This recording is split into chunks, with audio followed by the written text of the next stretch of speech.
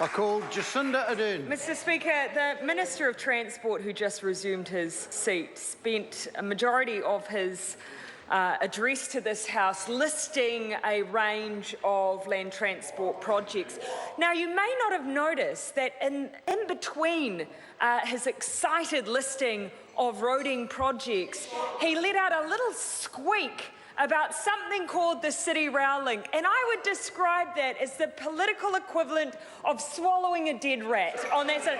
Now, he didn't expand on the $2.5 billion investment of that project, that game changer for New Zealand, that game changer for Auckland, because he is so reluctant to be spending money on that project. So in 10 minutes, we had one tiny little mention of the City Rail Link. He can barely even talk about it with a straight face. And I can tell you, Mr Bridges, at least Labor will let you off the hook in one regard. You won't have to cut the ribbon on that project you don't believe in, because by then Labor will be in government and we have stood by that project from day one. So we will spare you that misery. Mr Speaker, it's easy in the House sometimes to feel like you are in a strange parallel universe. On the one hand, the Minister of Finance cannot tell the House what net crown debt was when he took office. Cannot tell it.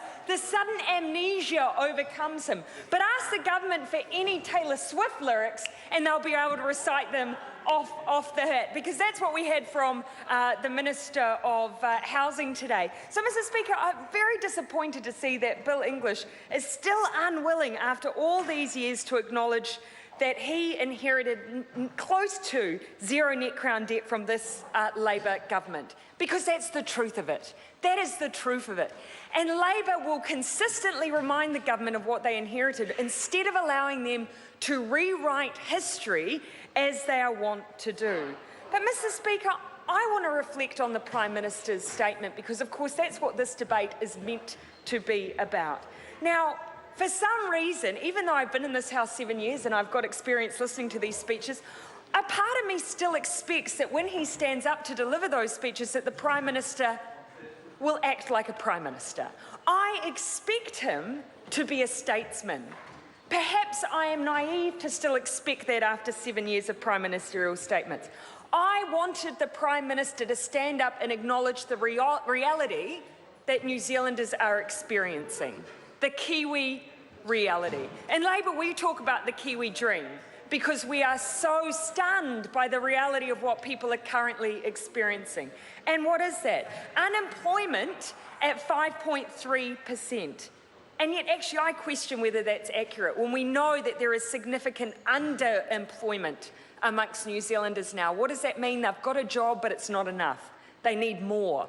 And we already know, in fact, any National MP worth their salt will have spoken to constituents, people in their area, who will tell them that they are working multiple part-time jobs just to make ends meet. That is a growing reality for New Zealanders. And what does that mean? It means parents are making a trade-off, families are making a trade-off between getting by and between being there for their kids.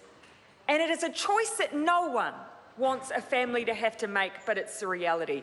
That's why, even though we use the shorthand of child poverty, we actually mean family poverty. And a quarter of our families in New Zealand, more than that, are experiencing that now.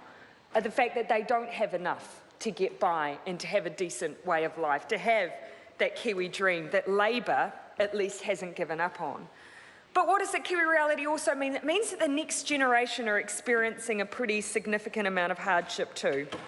Students who decide to take on post-secondary education, they're leaving with debt of $20,000 on average, and on average taking 9 years to pay that. That has a massive flow-on effect.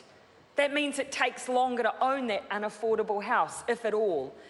And it is utterly depressing to me, Mr Speaker, that people in my generation in Auckland do not believe that they will own a home in their lifetime. When you have an average house price of over $900,000 and you have $20,000 of debt because you had to go and extend your education just so you could get a decent job, and it's going to take you 9 years to pay that, the house goes on the back burner. And kids go on the back burner too. This is the reality for that next generation. It's no wonder we've got the lowest home ownership rate since the 1950s. Mr. Speaker, all of that reality presents a pretty grim outlook for New Zealanders. That is what I wanted the Prime Minister to address in his statement at the beginning of this House. But that would have needed leadership. And Mr. Speaker, in my view, the only leadership I've seen on those big issues are coming from the statements that I've heard in the State of the Nation speech from Andrew Little. Because we know on this side of the House, in fact, the World Economic Forum is now saying that unless nations start tackling some of those bigger, longer-term issues like the changing nature of work, like lack of job security, like automation in New Zealand wiping out 46% of jobs within 2 decades, unless we address those issues, we will be in a much dire state than the 5.3% unemployment we see now. We need to plan. And that means acknowledging that in the current environment, just as we did when we went to free education back in the day, acknowledging in the current environment that secondary school education is not enough. It is not enough. Now, leaving secondary school is only the beginning of your preparatory work for going into the marketplace to find a job. It's only the beginning. And yet, what statistics are telling us is that we aren't preparing. We've had a 22% decrease under this government in the number of apprenticeships. We know that we have demand in the trades. Just look at the lack of housing supply in Auckland. And yet, not enough young people are training to ready themselves for those jobs. There's been a 20% decrease overall in people taking up post-secondary school education under this government. And yet you ask anybody, and they will believe that that is more important now than ever.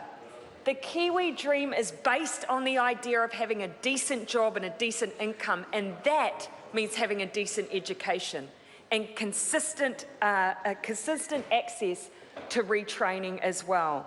And that is why, when Labor sat down and said, what message do we want to send at the beginning of the year? It was a message of hope.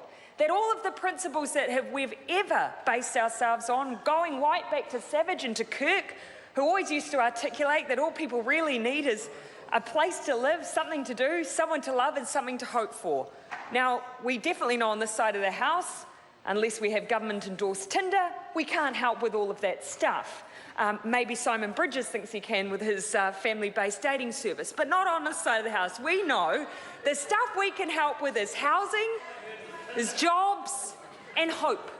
The government has a role in all of that. Paul Goldsmith just called a joke from me weak. I want to see you stand up and try sense of humour in this House for a change, Mr. Goldsmith. I issue that as a challenge. I'll put my weak Tinder jokes against anything you say in this House.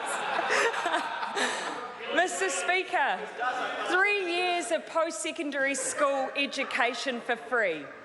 That is the kind of policy that captures our belief that we need to meet current challenges, that we need to prepare not just our school leavers, but people currently in the workforce, and that we need to give people hope.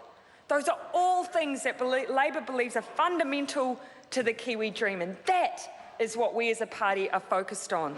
So, Mr. Speaker, whilst I was hugely disappointed by the Prime Minister's speech, whilst I was upset not to hear him make grand statements on big issues like child poverty, at least I am satisfied that I know those are the issues that at least one side of the House will be addressing in the coming year.